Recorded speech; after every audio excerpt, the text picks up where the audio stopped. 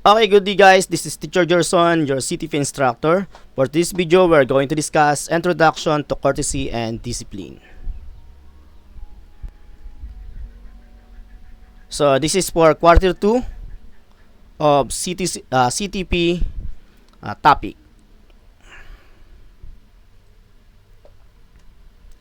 Okay, so first of all, we're going to define the definition or the definition and importance of courtesy. So, courtesy is a fundamental aspect of both civilian and military life. So, I mean to say, courtesy is not only intended for the military personnel, but it is also important to the civilian life. So, without courtesy, I think it will resort to a chaos. So, another thing, it refers to the act of showing respect and consideration toward others. And the third one, it entails respectful communication, polite behavior in public spaces, consideration for others' needs, and following proper etiquette in social interaction. So let us first discuss the second definition, showing politeness, respect, and consideration toward others. So meaning to say, once we talk to other person, we always, in Filipino, we always saying po, ho, opo, just to show our being polite and respect. So kahit, even though we are not following them, or what they say, but we disagree in a respectful manner, not in a shouting manner. And the third one is consideration toward others. So we always have a consideration. So that's the definition and importance of courtesy. So aside from that, so let us now discuss the third concept, respectful communication. So meaning to say, once we talking about courtesy, we should always have a way, or we should always remember to communicate with other people. Like for example, you are asking permission to be excused in our classes. So you must communicate respectfully. Inform me ahead so that I will not misunderstand the action.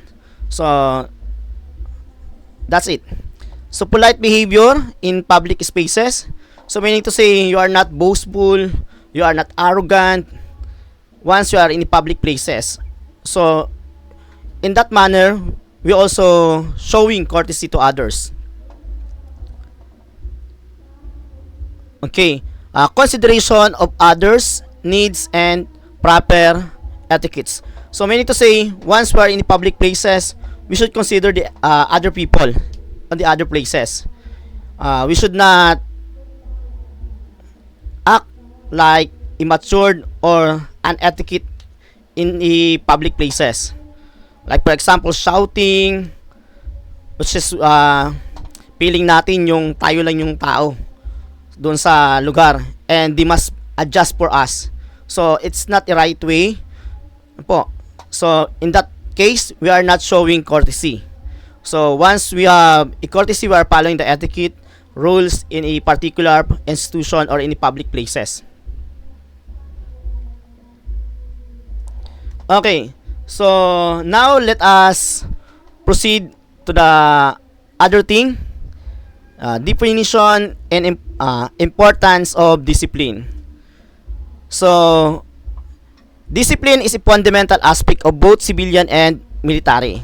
So mean to say, even though we are a civilian citizen, we should have a discipline in ourselves, because discipline is not intended only for the military personnel.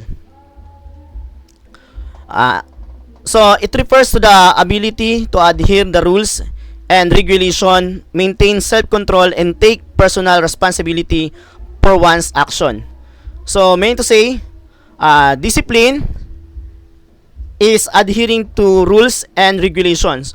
So, other ano niyan, other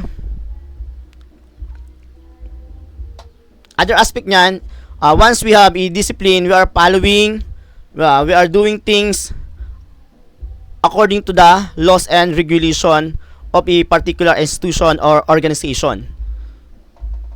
We have a self-control. Even though we are in the provoking situation or in a uncontrolled situation, but at least we are remain controlled ourselves in that situation. And we are also responsible on our every action. So we should not blame others for the consequence of our action. Again, whatever action we did, we are responsible for the consequence of that action. So therefore, to avoid negative consequence of our action, we should always follow the rules and doing good things. Discipline plays a crucial role in a fostering order, efficient and professionalism in the various contexts. So, discipline help us to maintain the order in our society, not only in a military organization. So that's why we're talking about in CTP the importance of discipline.